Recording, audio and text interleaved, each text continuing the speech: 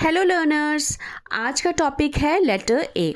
ठीक है, तो आज हम लेटर ए के बारे में पढ़ेंगे और उससे पहले हम उसकी साउंड के बारे में पढ़ेंगे, क्योंकि जब भी हम रीडिंग करते हैं तो अगर हमें लेटर की साउंड्स जो हैं वो नहीं पता होंगी तो फिर हमें रीडिंग करने में मुश्किल होती है। ठीक है, तो साउंड के साथ हम वर्ड्स की रीडिंग करेंगे।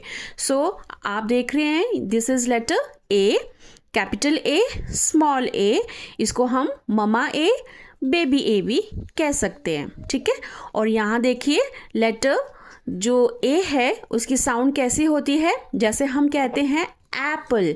सो जैसे एप्पल की हम साउंड बोल रहे हैं, जैसे एप्पल बोलने में हम स्टार्टिंग में ए बोल रहे हैं, वही जो है वो ए साउंड जो है वो लेटर ए की होती है। ठीक है, letter A.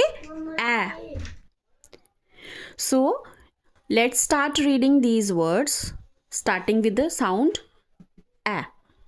Ant, ant. Axe, axe. Astronaut.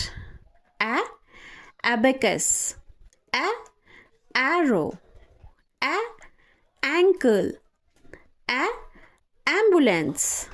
Okay, so these are the words with sound a, and a is the sound of letter a. Hope you all understood.